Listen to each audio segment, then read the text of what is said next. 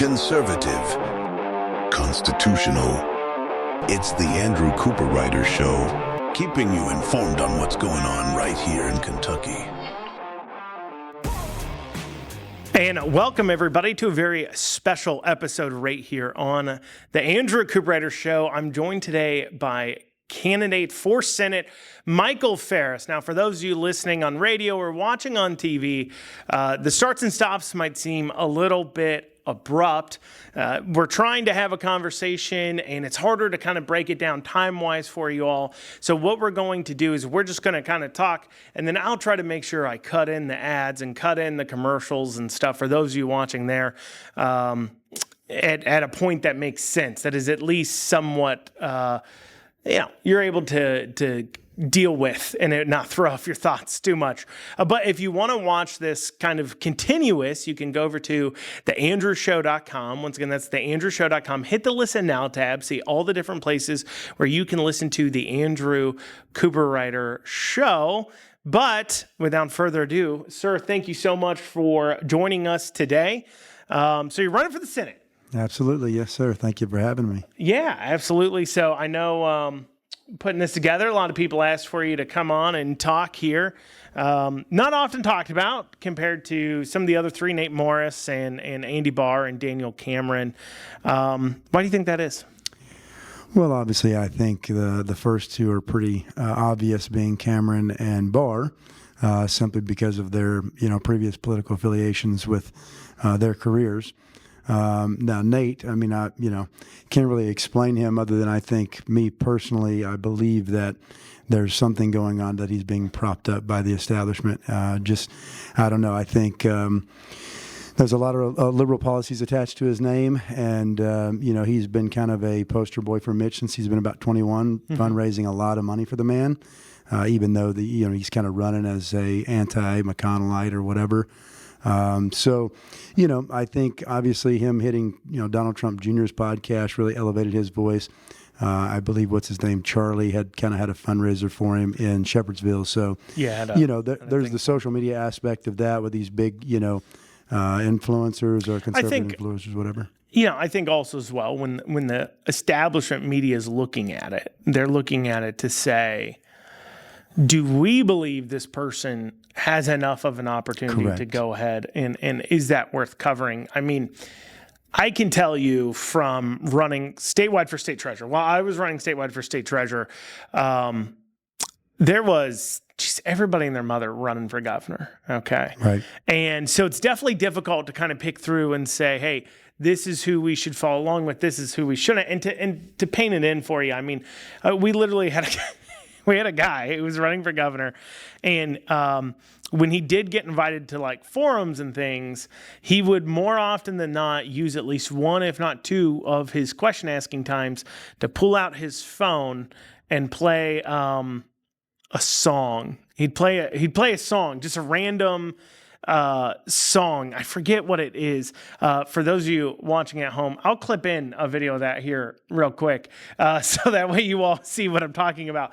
But so that was ridiculous. Right. That he would do those kinds of things, and it certainly is like, okay, that guy clearly isn't worth covering at all. I mean, he's never going to be governor. He's not himself serious. I mean, I know of, outside of yourself and Nate and Andy Barr and Daniel, I know of 2 or 3 other people running for Senate on the Republican side. There's a lot. I know 2 or 3 others, and it's, simply put, the guy who I stood up at the Harrison County Republican picnic and said that I come from German aristocracy.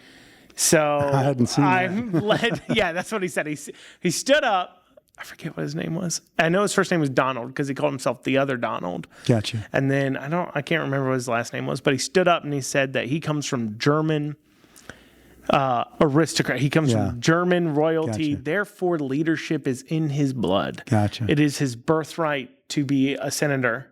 Right. And, let's be honest, that guy's never going to be in office, right? So it's harder to follow. And so when people look at your campaign, you do hear from media and others kind of that similar thing of, it takes money, it takes this, it takes that to win. It also takes a certain person. So why don't you tell us a bit about your background? Sure. And then we'll go into how you're going to win, and then we'll go into your policies and things you want to do if that works for you. Absolutely.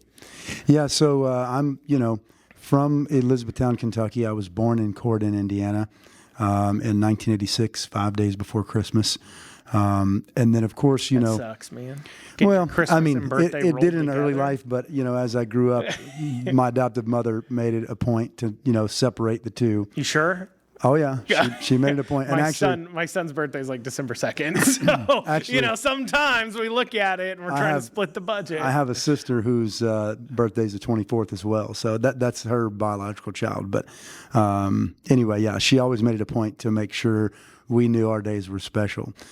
So anyway, at 2.5 months old, I was kind of dumped with a biological mother's boyfriend there in Meade County, which threw me into the CPS system in Hardin County. At that time, Laverne and Ellen Fry are the ones that I call mom and dad. They took me in as a foster child, kept me till I was 3.5 years old, and then the state decided that it was okay to give me back to the biological mother who showed up, out of nowhere. Sure.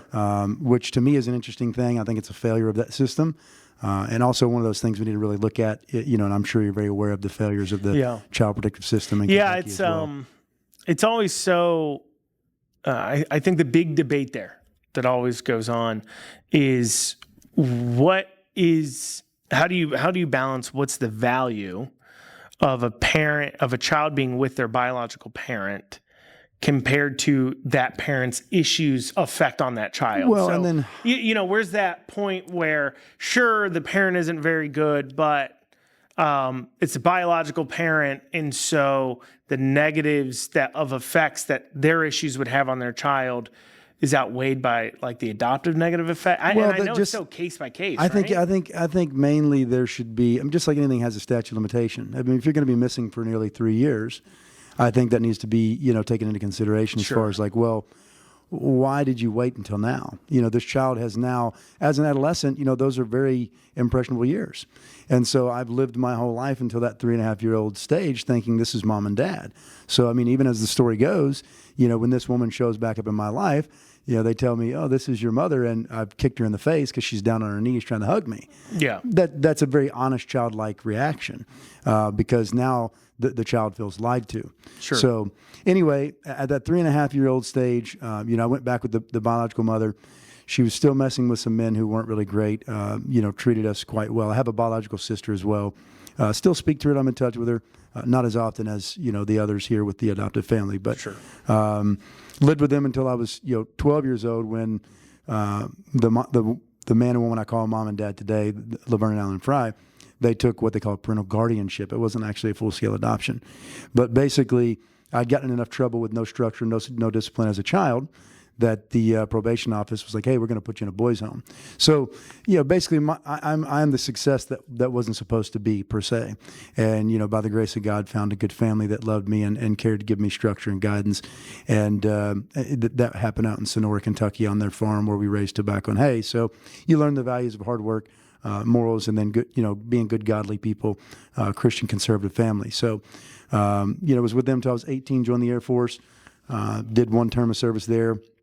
Had a contract issue with the Air Force over money, and so decided that I was done fighting that battle. Took me almost the whole term I was in to get the money back through a congressional letter with Ron Lewis back then in the 2007 era. And so just took my skills out into the civilian world, did a lot of contracting for the military and civilian in Iraq, Afghanistan, and then several bases across the state being Campbell, BGAD, and Fort Knox. And then kind of switched out of it in 2013 when it got too political for me, and I didn't like the lack of integrity in the business. Went to the airlines for 4 years, and then, got a call from a company in California that, bought this, specific helicopter that I specialize in, needed a maintenance program set up. So I was the guy. I did that for 5 years until 22 when I set up my own company called Prime Hawks, where I, employ other men that, help me go around and service, maintain, inspect, repair, modify, consult, the whole thing of these Black Hawk helicopters in the aerial wildland fire industry. So, it sounds like you got a pretty exciting job you do now. I mean, you're going around, you're working on helicopters, you're doing, flying around. Imagine you get to fly in them occasionally, right? Oh, yeah. Is that ever, just real quick, because I was thinking about this, because yesterday or a few days ago, you made a post about coming to be here and you're flying around in a helicopter. Right.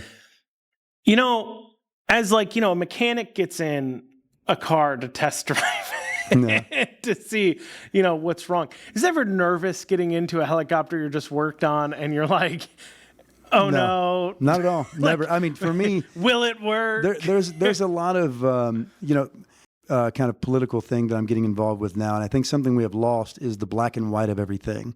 When we make an agreement to do something, it's kind of like a handshake deal between either our own integrity or maybe, society as a whole.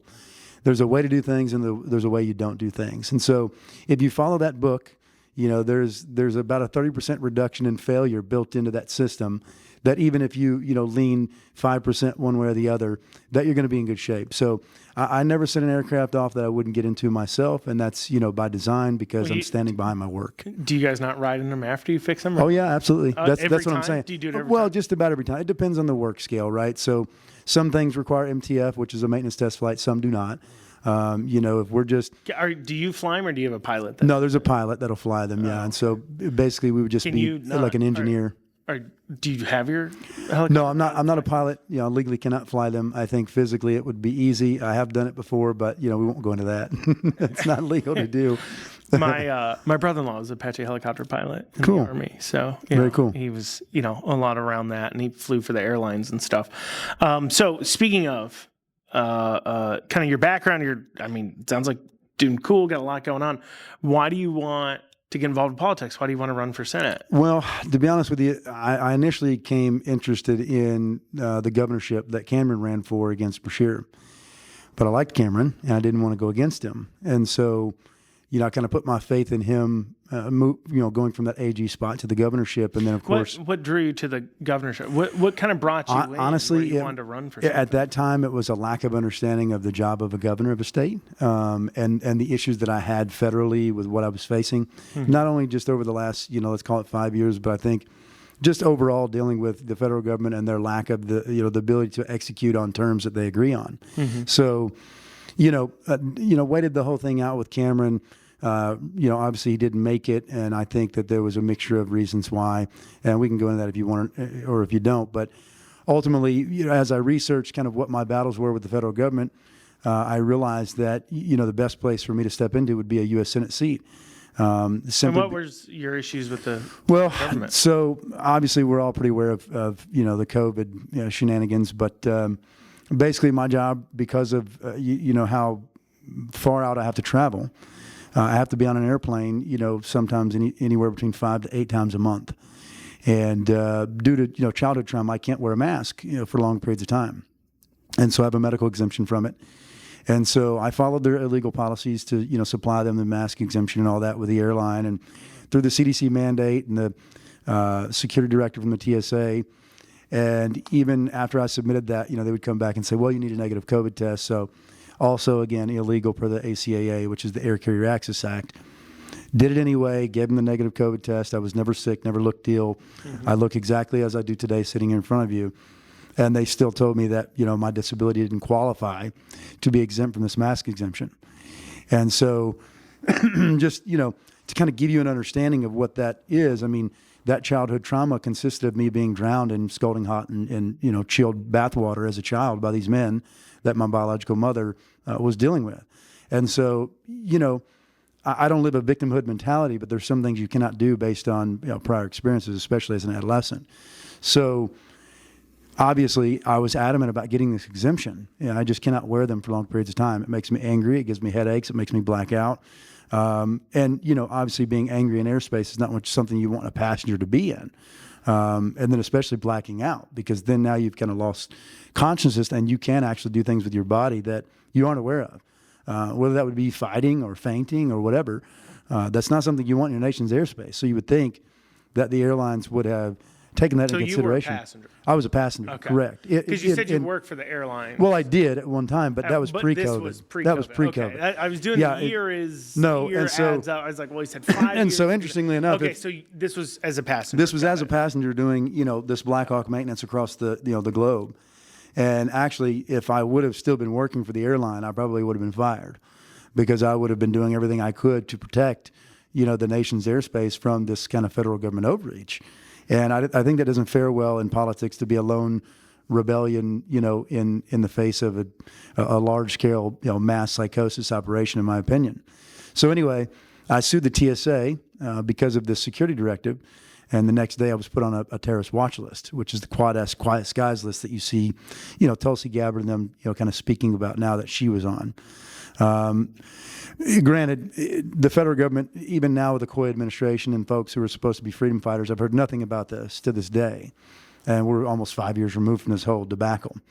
So sued them, got placed on the watch list, had to file a motion to be removed from it, filed the DHS rebuttal, still to this day haven't heard anything. And so we lost that case due to a guy that, had filed a kind of a similar issue in the D.C. Circuit Court of Appeals. And so there's a little funny law that says basically wherever the first filed was, anything that comes after must, by law be transferred to it. So a 3-panel liberal judge in D.C. decided the TSA had the right to tell us that we had to wear a mask and it was some kind of safety issue, which is not true, because Judge Mizell shot it down in Florida saying that they violated the APA, which is the Administrative Procedures Act. And then, of course, being kind of the cowardly administration that we had, they went ahead and appealed that decision, and then in that appeal allowed the mandate to expire, which then made the entire thing moot on its face, right? So there's no, case law now that supports Judge Mizell's decision, so we're kind of stuck with this loss on the TSA side. So I then go forward and sue the CDC and 5 major airlines, the 5 that, were included in the injury. And so we've done all of that pro se without counsel. And in the Western District, the CDC lawsuit, which is Faris versus CDC et al., that one has just passed a motion to dismiss about 2 months ago. And everyone told me then, you're never going to pass a motion to dismiss without counsel. Every lawyer I spoke to wanted $100,000 up front, kind of told me it was a losing battle, even though I had grounds to stand on. So anyway, we filed, 37 counts against them, some constitutional, some state law violations. Of those 37, 2 of them stuck, 35 dismissed. One of them was the Rehabilitation Act, and the other one was actually a California state law called the Unruh Act. So right now it's sitting on a motion for judgment on the pleadings, and we'll see how Judge Ben Beaton wants to kind of go with that. I mean, he seems to be actually reading the laws, which I've found that most judges don't actually do. And again, is one of the things that I'm running on is, basically getting rid of these rogue judges that are legislating from the bench. And I think it can be done once you allow the populace to vote for their judges, because yeah, I was going to talk to you about that idea here in a second. We can cover it now, or we can circle back. Sure, whatever you want to do, it doesn't matter. We'll cover it now. We'll talk about it now. So I was reading on your website about it, and to be honest, I disagree with you on your idea to turn it into an elected position. On your website, right now, obviously Congress can remove people and they've never done it. The bench. They've never done it. Yeah. I look at the districts, for example, in Kentucky, the Western District, Eastern District, they cover an area 3 times that of a congressional district. Sure. I don't want my judges elected covering such large areas because, you yourself, like I said, acknowledge on your website that Congress is failing to act. These are elected people. Why are they failing to act? And I don't see how suddenly making those judges elected, do we really want chunks of California electing a judge that then can, because it doesn't deal with, because the problem with the rogue judges that the administration's seeing right now is they're issuing, nationwide injunctions, and they really don't have the ability to do so. But is it not successfully stopping the agenda that the American people voted for? Yeah, and we can get to that here in a second, as far as that goes. But by making them elected, it doesn't take away the judge from doing it. You would say, well, hopefully we get better judges. But I mean, California voted for Gavin Newsom as governor, and Kamala Harris was leading in the polls, and so you end up. I don't see how it fixes the problem. First, I don't see how it fixes the problem because you're going to have people like the crazy liberals in California electing even farther left judges than have been appointed that then have say so. Well, these are district judges too. I mean, I'm not saying we should do that to the Supreme Court, right? No, I understand that. So I mean, I guess I agree that these district judges are going past correct their ability. It's an overreach. Now, yeah. What's happening though is that it gets appealed. It goes to the Court of Appeals. Somebody appeals that, and then it goes to the Supreme Court. And the Supreme Court so far has been ruling on Trump's side. Now, sure. My opinion would be eventually the Trump administration, after they've quote unquote won in the court of public opinion, I guess you'd call it, just needs to ignore when a district judge, and they have the ability to do that. I would agree. 100%. I mean, that is the constitutional protection that's right now we have against rogue judges. Is the they can issue all the orders they want to, but they have no way to enforce them. But it's not just that, and I'm not doing this to debate you, although however you wish to be. The thing is, like in my case, for instance, these judges in D.C., these liberal judges, right, that were appointed by presidents and then confirmed by a Senate. Sure. Right. And have never been removed for acting basically against the Constitution. And when you read these laws, most of these judges, I'll just be honest with you, have no idea the law they're even opining on. Sure. They do not. And do you think electing them would fix that? Well, I think the ability to remove them as a populace would fix it, because then they would understand they must study. The populace is voting in these useless Congress people. They're voting in these useless senators. Well, I mean, why would they suddenly vote better when it comes to judges? Maybe you would have a better judgeship stand up. I don't know. I mean, I'm of the opinion that if these judges kind of are, ruling on law under the idea that if they don't follow the Constitution, that they're more easily removed from the position, maybe they would spend a little more time actually reading the law. Yeah, I think how our founders set it up. I know from the Federalist Papers and the conversations and debates, the reason why our founders set it up the way they did is because if judges were elected and not appointed to lifetime appointments, it would throw constitutional rights out the window, because the idea of our system is that if 99% of people want to take that one person's stuff, that's still unconstitutional. But if our district judges are elected, if 99% of people want to take that one person's stuff, violate their property rights, for an example, there is nothing stopping them. Because the judges that would rule and say, no, you can't take that guy's stuff, would then be voted out by that 99%. And they would keep replacing judges until they get the judge that's going to violate that 1% of people's constitutional right, because the 99%, the popular, I guess I haven't really seen it from that perspective. But the moral of the story here, as far as replacing them and make them electable by the populace and then impeachable the same by way of a ballot. Now, if you look at the Judiciary Act of 1789, that was enacted to create district and court of appeals judges, right? Or even those bodies altogether, because the Supreme Court was the only thing that was around before then. Mm-hmm. The way I understand, that presidential appointment was basically to remove not what you speak about, but the persuasion aspect of fundraising. That's the way I understood that, Well, that would be the persuasion aspect, right. Whatever it is. But here's what I'm seeing in the Senate, right, is that right now you have backdoor deals going on that these senators and, Congress folks up there are making to go ahead and approve these judges, not really based on a meritorious or I would say a historical opining situation, but just like it's somebody's buddy. I mean, because like the president actually knows where all these great judges are. They're suggested by some crony or some politician or some corrupt whatever.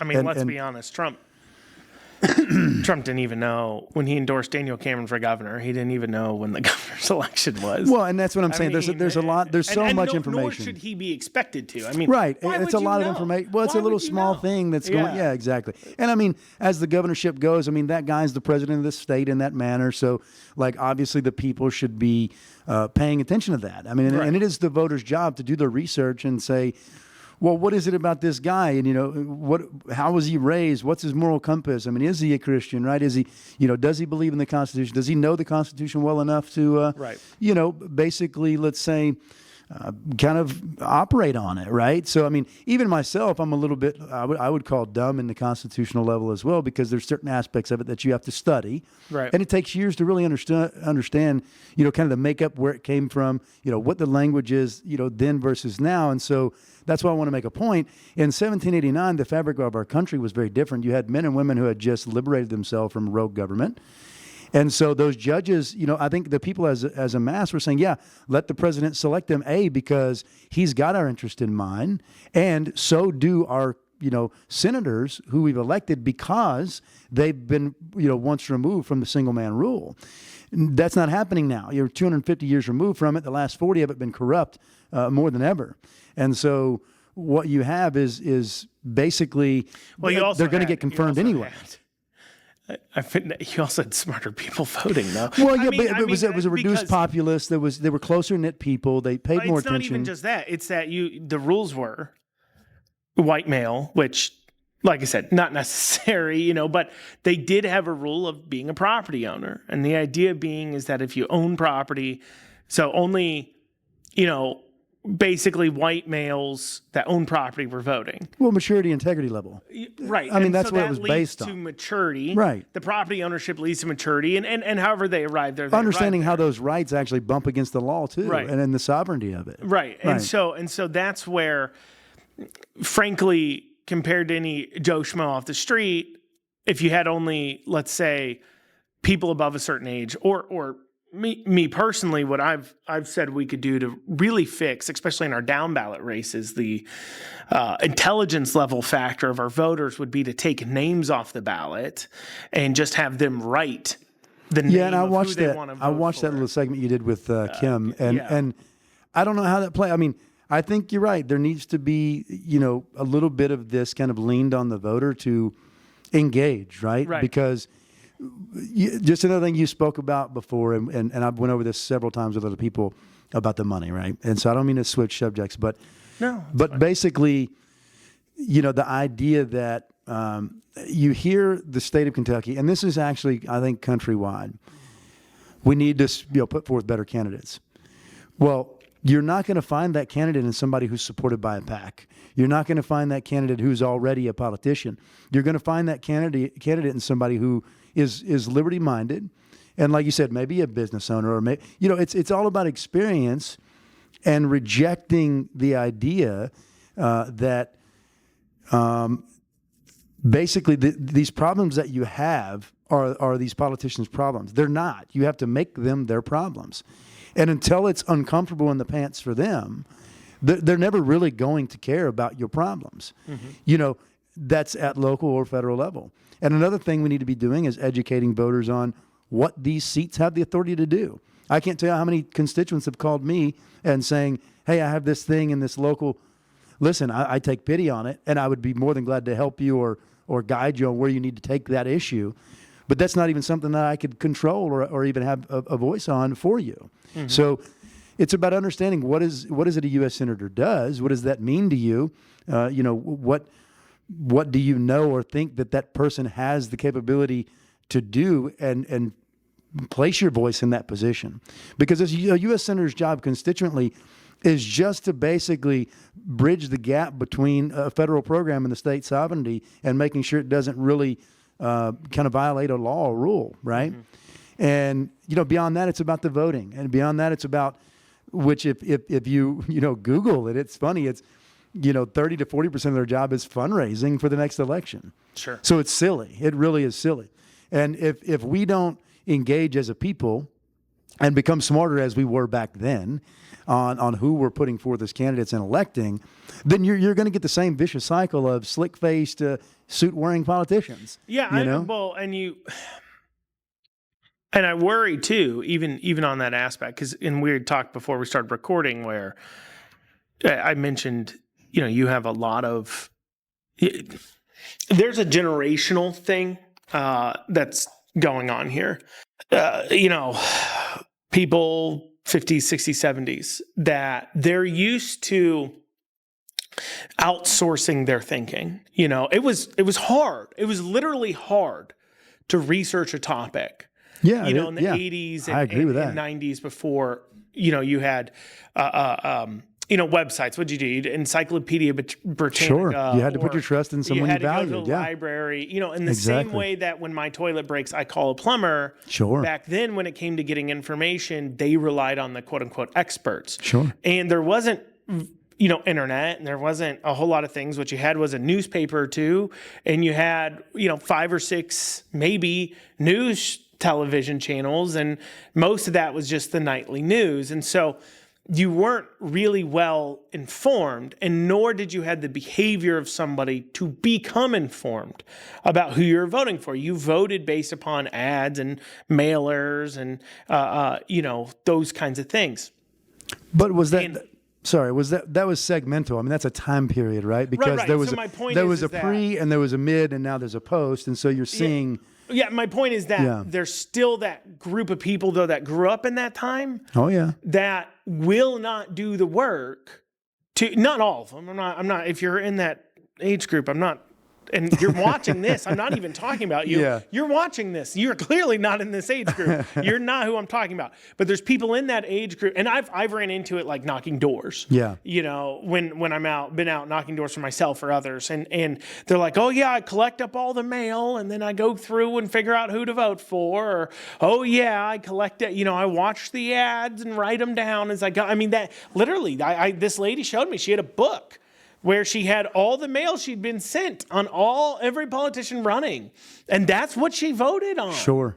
And so that is, and there's large swaths of those people out there. And as I mentioned beforehand, I think you start to see elections change a lot as those people start to fade out. Fade. Yeah. Yeah. Fade to black. As they pass on. What my advice to that would be, and I think, hopefully you would agree, is that just like God would want us to spread His word to His children, is that not our position and our responsibility to share that information? And now, being that the media is A, corrupt, and B, almost obsolete on their own accord, the people are the media now. I mean, you have a very successful show here. And again, thank you for having me on this platform, because you are reaching people who probably are very like-minded with me. And so sitting in this position, it is now their job, watching this, to take these bits of information that you're giving them, because, they don't have to rely on that newspaper anymore. They don't have to rely on that TV ad. They can search the depths of the internet and sometimes not even have to search. It'll just come up to them based on their algorithm. Well, and I can tell you, without going too much into the streaming numbers, but I will. So take this show for an example, right? So recently I've been partnering with Kentucky's Voice and covering a show or two for them throughout the week, where I step in and show. When I post a video on Twitter or Facebook and YouTube and podcast, let's say across all platforms, it may get in a week, we probably get 4 or 5, maybe-ish, 6-ish thousand listens, a show just across Twitter, Facebook. Like if you look at Facebook views, Twitter views, podcasts will do about 1,500. And then it's kind of weird because of how they count views. My point, though, is that same show posted there. The TV station and radio station in Louisville that I'm on, just the streaming online during the Kentucky Voice segment is like 4,000 or 5,000 people listening to their show live online through their streaming app or streaming whatever. Yeah, probably through radio and video and all that. And then you throw in radio, then you throw in TV. And so it's easy that, when I'm doing that show, it's reaching, 20, 30,000 people potentially. It's hard to nail down radio and TV, how many people. Right. But it's surprising to me that there's still a large amount of the population that is not engaging with this type of stuff. And I'm not going to pretend I'm the biggest Twitter account ever or anything else. But, I'm probably doing doing statewide podcasts and shows a couple times a week. I think I'm the only one doing a couple times a week. Other people do one a week and they're good. I mean, Lee Watts reaches a fair amount on YouTube there. I mean, he's doing 10, 15,000 views a show. So that's still a lot. Yeah. But my only point was, it's shocking to me how many people, we think of them maybe. Yeah. Because when's the last time you listened to the radio in your car as you're driving? Yeah, it's hardly ever on the radio. I don't. I'm listening to podcasts. I'm a Spotify. Yeah, I'm a Spotify guy. Yeah. I'm premium Spotify member. 100%. Or I'm listening. I don't to want commercials. I don't want ads. Like I'm thinking for myself. Here, yeah. So yeah, absolutely. So I don't think. The only time I've listened to the radio is if I have no service. Yeah, absolutely. And even now that I'm on Starlink with my phone also has Starlink, so I'm always connected via satellite covered. At least. I don't have any gaps in coverage anymore, and so that hardly ever happens. And so my only point of bringing all that up is that there is still though a lot of people that listen to the radio and watch TV. I haven't even had a TV subscription in like 10 years, Well, we do. And obviously I think I want to cancel mine as well because it does us no good.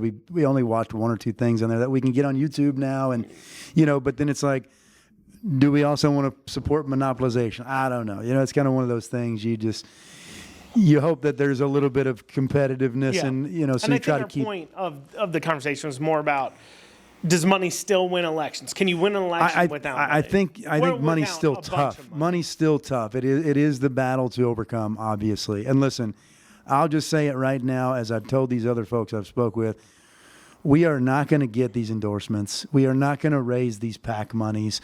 It's who I am. It's who we are as a campaign. It's very grassroots. It's very connected to. I would say it's just regular, right? There's no diamond, shiny type thing to this campaign. And honestly, politics are quite boring. And I think that's a lot of the reason why you don't see a lot of engagement in it. And it only gets the viewership when you have a controversial subject or topic that hits the light. And that's a Joe Rogan or a Sean Ryan or maybe an Andy Frisella, that's coming out and saying, have you seen this? Like, this is ridiculous. And then it's so absurd that it draws the attention, right? So, we have to treat politics like we do sports, I think. I mean, and this needs to be your game day. This needs to be your Super Bowl because, listen, if not, your children, your grandchildren are going to suffer from your decision or lack thereof in the next 20 to 30 years. And it's not looking great from here on out. I mean, we've got Trump right now. Everybody loves his administration. I voted for the guy 3 times. He's got great policies. But then again, what does he have? He's got leftover minions, still going against him and being ill-advised through trusted sources. Right. The Brennans, the Clappers, the Comeys, all that blood is still there. You got to get rid of that. I mean, it's got to be completely extinguished. And it needs to be a thing going forward. On Trump, just curious. Sure. So Trump's maybe endorses in the election. Right. I've heard that he probably won't, but we'll see. Yeah, he may. That's why I said maybe. Right. I mean, it may be something where if it looks really close, he may do a 3, 4, 5 person endorsement. But even then, it may be, which is really uncommon, right? I mean, that's an uncommon situation to endorse a couple, isn't it? He's done it before. He just did it in a governor's race or something, primary. I'm not aware. I don't. I think he endorsed 2 or 3 people at one time. That's and at interesting. That point, it's kind of diffused out. I mean, it's everybody and their mother at that point, a Trump endorsed candidate, and so it. Then the meaning is kind of gone. Yeah, it kind of diffuses it out. But I saw this, and the reason why I bring it up is I kind of saw it with Dieters. Eric Dieters. You probably don't know who that is. I'm not familiar with him. No. Heard of him, but he ran for governor in 23. And he got on a few things and was able to get on the KET debate and things like that. But he's got a show there that he does online and of course during the governor's race, people are watching that a little more intently. And he's definitely firebrand, bombastic for sure. Some people love him, some people hate him. Right. I've he's called me some names before, but he's also endorsed me when I was running for state treasurer. Yeah. So, I'm just kind of like, okay, when it comes to the guy, he's a controversial guy. But the reason why I bring him up is because, so he was running for governor. And he was a big Trumper guy, big MAGA. Well, still is, I would say. I think I haven't seen one of his shows in a long time. Okay. So I have no idea where he's standing on Trump right now, but I'm assuming so. And when Cameron got endorsed by Trump during the governor's election, his shows became somewhat oscillating between loving Trump, hating Trump. Right. I'm going to run as an independent. Trump's a good guy. The people around him suck. The blah, blah, blah, right? Right. Do you think if Trump endorses in this election and doesn't endorse you, does that change how you feel about Trump at all? It won't, because simply, I'm not going to get tied up in that. First of all, I don't expect to get it. Not that I don't want it. It's just not something I'm worried about. And the reason is because, guess what? As sharp as attack as the guy is, and as a good businessman as he is, and as much as he's been attacked by his own government as well, none of that matters in about 2.5, 3 years. He's gone. Now, will he still be a voice in politics? I think that's definite. Will maybe some of what he says carry a little weight? Probably so. But another thing, too, is MAGA was not about Donald Trump. MAGA was about an agenda. MAGA was about an America First agenda. It just so happened that Trump was the face of that agenda. And he was saying the things that were politically incorrect, that resonated with regular folks.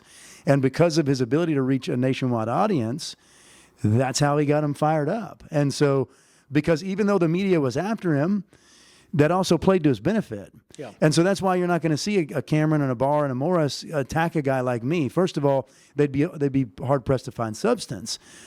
Secondly, I think they'd be hard-pressed to debate me on factual issues without, some kind of pre-understood, understanding of the debate. These are things that I've had to research on my own. You have to understand that's, to me, I think that makes a man probably the sharpest in the arena when he's forced to find the answer. Mm-hmm. And so, just like these pro se lawsuits, I've spoke with Daniel Cameron just recently on this, and his response was like, "Wow, actually, you're actually pretty sharp on this." And well, yeah, my government forced me to learn this. I had no option. So everything you do is always going to be good because you have experience, right? Mm-hmm. No, I don't have experience being a senator. No, I don't have experience being a legislator, but I will be forced to learn that. And that's something that I will be passionate about, just as I got passionate about the situation that I'm in. No one wants to enter into anything that they're going to lose in. So believe me, I don't feel like I'm going to lose. But do I understand it's going to be tough to win as well? Yeah, absolutely. I think so.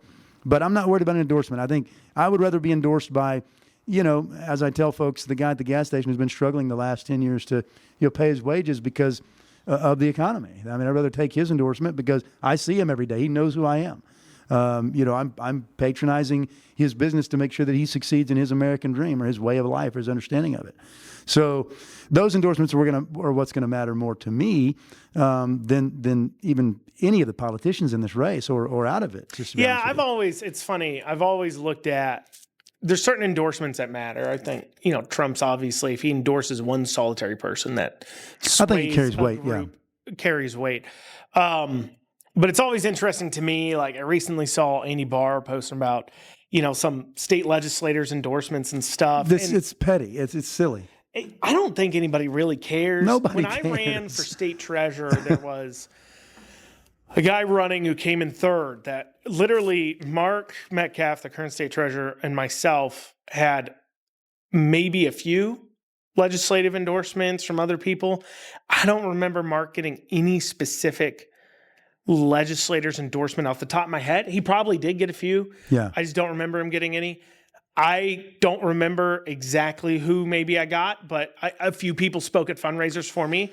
My point is that though the guy who came in third literally had every legislative like 30 endorsements from the state legislature. And see that's several endorsements from judge executives, right? Several endorsements from mayors, and he got 19% of the vote. Like nobody cared. Listen, that to me is a part of what's wrong with politics, and it is a political clout chase. That is what it is. And me personally, I have a very hard time even giving people positive things about myself because I don't think in that way.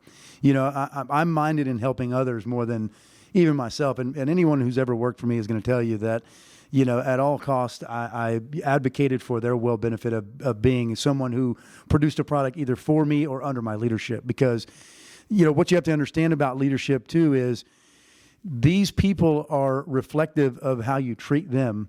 So if they're performing badly, you know, there's something going on that you didn't understand on how you could help fix, right?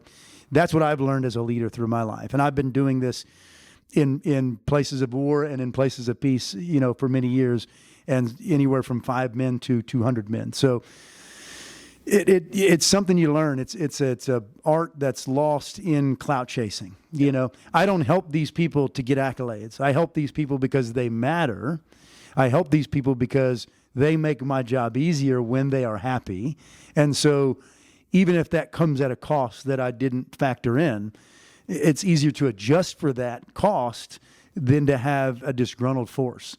You know, and I think that we need to get back to that in politics, because you're going to watch, you know, you see with this Epstein thing right now that a lot of his base are fired up and upset about what he's got going on with that, and how he's saying, basically, you're stupid for wanting to know why this child molester acted the way he did and who he was associated with.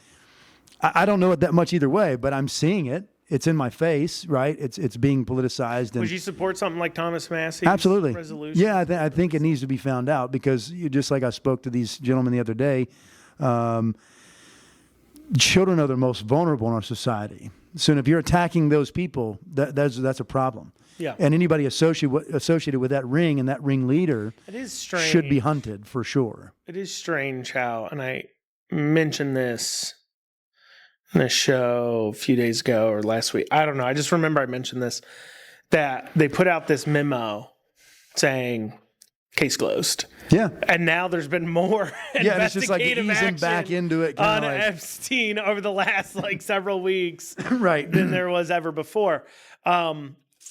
What about the, you know, just kind of, because you'd be in the position to vote on these things and as people kind of learn about you, what about the One Big Beautiful Bill? How'd you feel about it? How'd you feel about that piece of legislation? I'm sure you've been asked before how you would vote on that. Yeah. How do you? I mean, it seemed to me, I'll be honest with you, based on, and now listen, this is my reach. This is social media channeling and local grassroots folks. The people wanted that bill to pass. I'll just be plain honest with you. I think that the populace wanted that bill to pass. And I think a lot of it had to do with the no tax on tips. And I think a lot of it had to do with the no tax on overtime. And all of these other, you know, kind of. Does that, because we were talking earlier about how people become more informed off social media and everything else, right? What concerns me sometimes is, for an example, like we're talking about this piece of legislation where it has no tax on tips in it. The no tax on tips is pretty limited. Got it's watered down. Time frame. Yeah, it's exactly. Watered down a lot. And there was a lot in it that would hurt your your longevity, right? Obviously, adding to the deficit is never a good call. And I know there's argument over the deficit or not. And part of it was, just to frame in where I'm coming from so people listening understand, the bill would be really, really great if we had Trump and our current legislators for the next 10 years and they were all going to follow the plan laid out. Correct. And but the plan laid out's a 10-year plan, and we ain't got 10 years. It'll go away in 4. Yeah, I mean, it'll go away in 2. Yeah, the whole thing will be dismantled. Negotiated away 100%. When Democrats get back. They're going to get a little small nugget, and they're going, here's your little popcorn, and here's your little piece of pie, and so shut up and color. Right. And so now listen, that is obviously, again, we go back to this idea of being educated on what you're reading and what you're saying you should be a yes or no on. So that's going to take many years to figure out. So you said, though, you're seeing a lot of people wanting the bill to pass. So. They wanted to pass. So for me, I think I would have had, probably had to vote for it based on the people, because that's what you're there for, right? You have to exclude. I think what Massey did was honorable. I think he sees the deficit. That was his struggle. He's like, no. And maybe Rand Paul, too. He's like, I'm an absolute no on it. But then again, are they thinking about that idea that that's going to change in 2 or 3 years, right? Because the people want relief now. They want their nugget. That's what Massey, they want their nugget. It will change in 2 or 3 years. He's like, I've been here long enough. I don't believe anything. I mean, that's what he was saying. Rand was saying the same thing. Where they're like, this is a 10-year plan, but we only have a few years. So we should probably return to this idea too of a voter connection and getting ourselves out of Washington D.C. as state legislators as well. Come back to the places where we belong. Go for the sessions, and when we get back, quit treating it as a vacation. Get inside these GOPs. Get inside where these people are being and discussing these items that are affecting them from the federal government and rescinding locally to them, right? And then take that advice and then go vote on it that way, because you're right. You said the 99 to 1%. The problem it sucks, is, but though, it is the way that it's designed. The problem is that you don't have, frankly, they don't have the time to do it. So, they put out a bill, they give them a day or two to read it. It's thousands of pages long. In order for anyone to understand actually what's in it, nowadays you got to feed it through an AI. Back when they would have legislative aides sitting there reading through it, flagging things to bring to the attention of the person. And my point of saying all that is to engage and find out from your constituents. You don't even know how to explain it to them. Yeah. That's why it needs to be a single issue bill. Convince them that they don't want this bill passed. Right. When you have 2 days, you're in D.C. and all the legacy media and all the places where they're listening to, and half the people on social media are saying, well, this is what is good for you. You should make them support it. And so is that probably playing into the factor of the nugget of the national debt? That's his thing. He wears the clock. He doesn't, that's his whole run, is reducing the nation's debt. And I understand it. And listen, as far as I'm concerned, that debt is not a nation's debt. There's 535 members of Congress and 100 senators that have that debt. That debt does not belong to the American people. That's my opinion of it. It's being made off our work. Well, it's guaranteed by our revenues. But I mean, ultimately, some of that I think is not decided on by the people as So it's like, what does that lead to eventually? If push comes to shove, maybe it leads to a war. I mean, obviously we don't want that. We want peace through strength. That's what we, should always be advocating for, is that the same thing that, men don't rape women because they know there are men present, right? If that's their ego and their mind frame and all that. It's a block. It's a roadblock of a moral compass of there's a defense mechanism built in, a visual representation of such a thing. So maybe there's that nugget that they're hanging on to. Well, this is the only thing I had a chance to read, and I know it's bad, so this is bad, and we shouldn't vote for it. And we need to get rid of everything on the left or right of it. I agree with that as well. I mean, as far as single-issue bills, they've got the time to have single-issue bills. They need to go back to it. As a society, we should be demanding it. Every bill should be a no vote, even if it shuts down their paycheck and their way of life, until they figure out a way to make it work, because these massive bills are the problem. You can't figure out what is good and what's bad. Like you said, you got to run it through an AI thing, which is obviously not great, because now you have a computer telling you how you should be thinking, right? Because I've played with this AI a lot myself, and I'll be honest with you, there are times when it is absolutely wrong. So I've argued with it. Yeah, I mean, I've argued with it. There are times when it is just absolutely wrong. And then I realize I'm arguing with the machine, and I'm like, "Stop it, Andrew! Yeah, well, you're better than this." You want to get to the bottom of it, like, what is this thing doing, and how is it going to relate to my life, and then of course my child's life. And listen, that's another reason why I'm running, because right now I'm paying 40%. He's going to pay 60%. That's what they're doing in Australia. That's what they're doing in Canada. They're literally basically working to just live. There is no freedom or liberty involved in their ways of life anymore, because guess what? As soon as you're born, the government goes, this is mine. Your child belongs to me now. Whether they're coming out and outright saying it or not, by way of that child's labor, future labor, it is sold off as if in slavery. And so we have to get back to single issue bills, concentrate on those issues, debate them, make them right or wrong based on what is good for the people. But where do you get 100%? You can't one size fit all everything either. I mean, look at, like, for instance, the mask thing. Some people can wear a mask and enjoy it. Great. That's fine. Wear your mask, whatever. I went in to Walmart in Frankfurt today. And I walked in, and the lady by the front door working for Walmart, handling carts, wearing a mask. And I thought to myself, I was like, man, I see them every day, people wearing masks. But I just thought to myself, I was like, man, they're still wearing masks out there. It's crazy. And I literally walk like 10 steps forward, and I look right and at the front aisle, and there's two other women standing there wearing a mask, wearing a cloth mask too. They're not even wearing like N95 masks. They're it's just it's a decoration. Like, when has been covering your face with a piece of cloth ever been good? I just assume they're like really ugly or something. And that's what you assume. They're just covering up their face. They didn't make it up today. So. I don't know. I have no idea. Like, if you're sick, wear like a medical mask, or just say you're sick and don't come in and mess with people. Yeah, right? If you're so sick that you need to wear a mask out and about, unless you're at the doctor's office, maybe you need to be at home.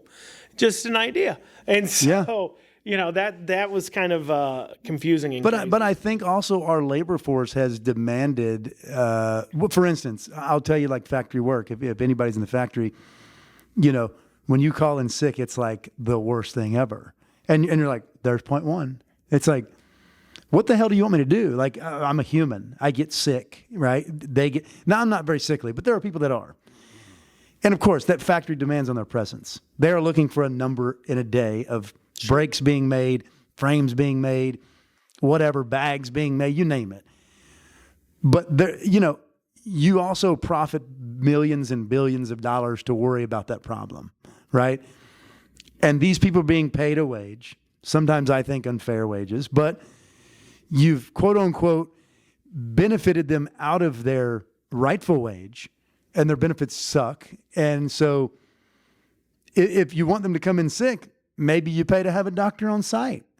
If you're worried about that, right? Like, but if the point of the conversation is, in a place like a factory, if you call in sick 2 or 3 times in a 7-month period, they're like, well, I'm going to think about firing you now.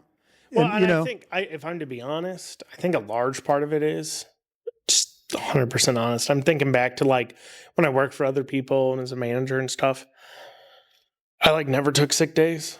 And so when you have an employee calling in sick, every couple of months, I think some of them think to themselves, I never call in sick. They're lazy. That's their natural kind of. I'm sure there's that judgmental thing, but judgmental. It's part of the managers are in the place they are because they're the types of people that never took off a day. Sure, and I'm should have. Listen, I'm the same way. I think the same way, but people for it. But do we not have systems in place where they say, well, bring a doctor's note?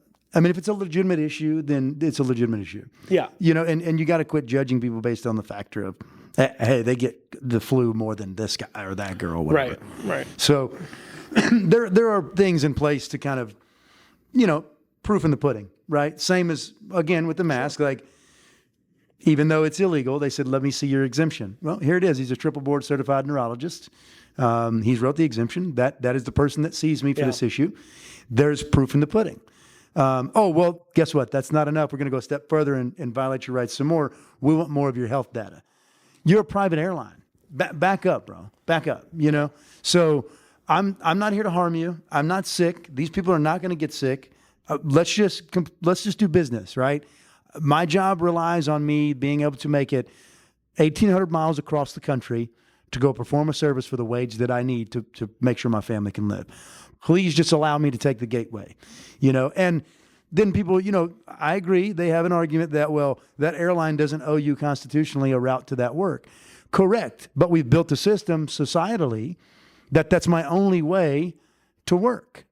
So I have to be on that plane. So they need to obey the law. Well, the government's also constructed a correct monopoly. Correct. So call it constitutional or not. I mean, they violated the rights of myself and others. Governments own like 98% of the airports, I believe, was 100%. Yeah. Saw. Well, no, it's like a huge percentage where government owns it. These big ones definitely are, and actually the airlines even have no say over that airport except the jet bridge in which they operate, or the little spot of the gate agent's job when you get your ticket.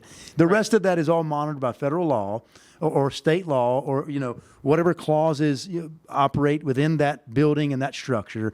The airlines have no rights there, just like the collusion that was built into going through TSA. And I'll give you a small example. You'd show up without a mask, and the first thing TSA says is, you can't come through here without a mask. And I go, oh, nope, here's the doctor's note.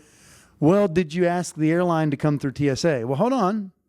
You're a 3-letter government agency. There's a CDC mandate and a security directive that directs your way of operation. And in that is an exemption that says you must do this. Please go get your binder and your supervisor and let me train you how to do your job today. So that's what they do. They get the binder, they come over.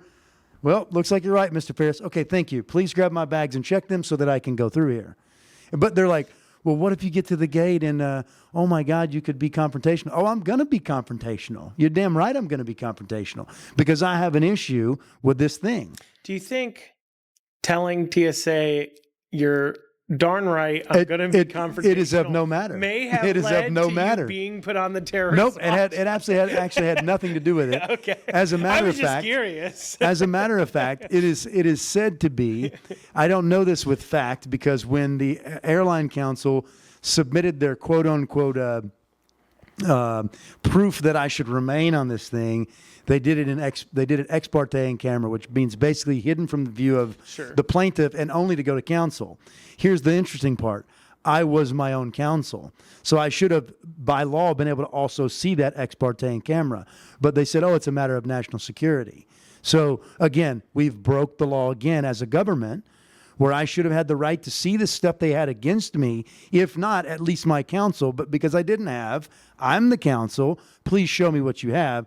But the idea of it was, did you ever get it? Nope, never did. But the idea of what they said they had, and this was kind of a back channel thing, was that they went into some Facebook DMs. Back then I didn't have Facebook, but I was a part of a coalition of disabled travelers who were doing these all pro se, who everybody's lawsuits got shot down except mine for whatever reason. And I think it's because that Judge Ben Beaton he's a Federalist. And I think he's very much standing on the business of where's the ground of the actual constitutional law in this, right?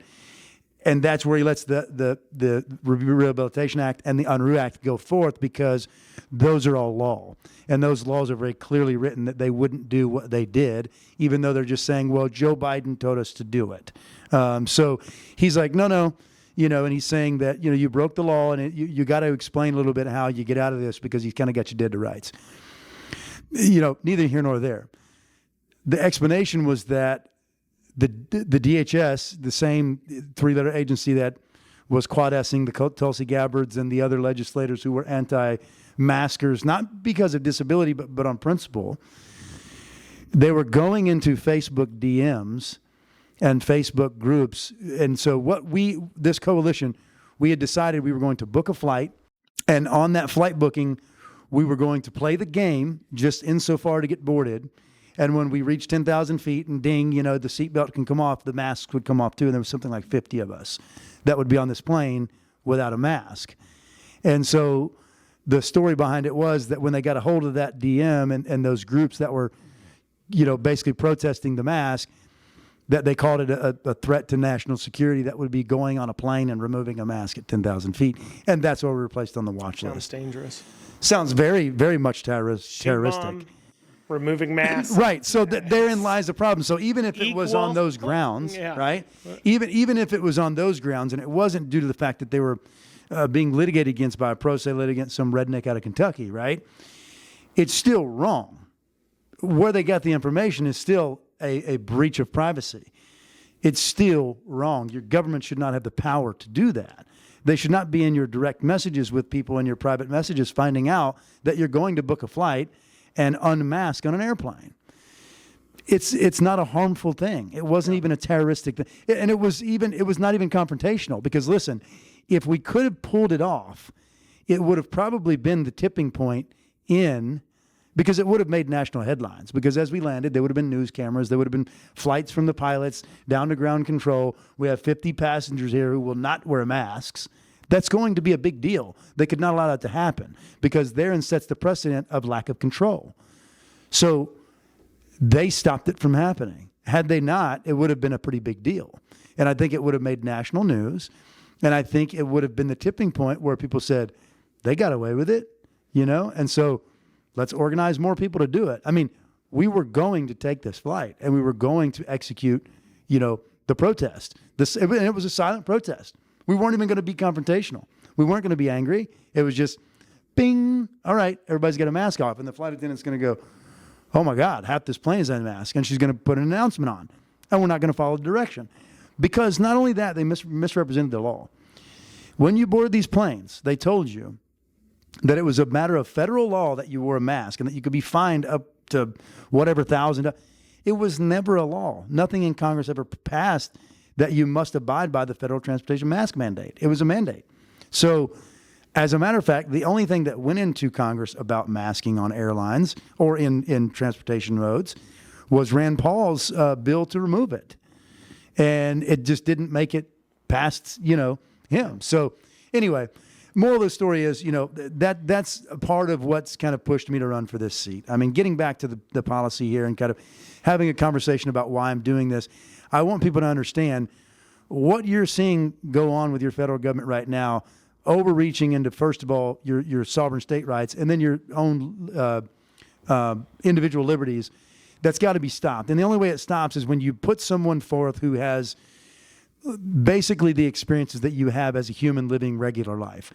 You're not going to find that in a politician who went to school to be a politician. They're trained in how to basically fleece you and heist your money in Congress. You're not going to find what you're looking for in those people. So, my suggestion is our phone number is a matter of public record, and that is by design. I don't want you to call anybody but me when you want to talk about specific policy. If you go to farisforsenate.com, that's 1R, F-A-R-I-S, my phone number's there under contact. There's a reason it's there. We have palm cards out. The number's there. I have, Facebook links on that website from Facebook to X to Instagram to LinkedIn. And so, listen, we barely got Facebook a couple months ago because they, as soon as I created the Senate page, within 24 hours, they disabled it. Then I rebutted it with a real ID and a face scan. And then they said, well, not only, did we lock it, but now we're going to actually take it completely down because your account goes against our community standards on integrity. Now, this is coming from a man who's worked the land of this state, in tobacco fields and hay fields, and then, does a job that is pretty much about selfless service, which is making sure that there are resources to help people in wildland fire and rescue and EMS and, infrastructure building and all this. So it's like, I'm a terrorist, and then, my business motto is quality through integrity. Like my own personal business is quality through integrity. That's by design because I stand behind it and I mean it. You're going to tell me that my account goes again. That's a problem. So what do? I file an FEC complaint, and even though they'll try to have you believe it's not connected, within 3 days of that complaint being filed to the FEC and blasted online, I start getting notifications from every Facebook account I created out of nowhere. Mm-hmm. With no explanation, no response from anybody at Facebook, no conversation, no debate, no, hey, by the way, we've seen this and actually we were wrong. I started getting notifications. They're controlling all this. It's not a conspiracy anymore. These are true things, so we have to remove them from this. And it has to be done by someone who's a regular individual, living the life that you live. You're not going to find that in somebody wearing a suit that went to school to tell you what you want to hear. It's just not going to happen. Well, run a little short on time. Thank you so much for joining us today and having a discussion. You're listening to the Andrew Cooperrider Show here with Michael Faris. If you have been listening to this on radio and it got cut short, you want to listen to all of it, you can head over to theandrewshow.com, hit the Listen Now tab. It will be out Monday. You're listening to this on a Sunday probably, but it will be out Monday. And so you can go listen to this on social media, on podcast platforms, wherever else, the entirety of it on Monday at theandrewshow.com. Hit the Listen Now tab. But otherwise, thank you all so much for joining me. Thank you for making the trip out here from Western Kentucky. Until next time, y'all, I'll be seeing you.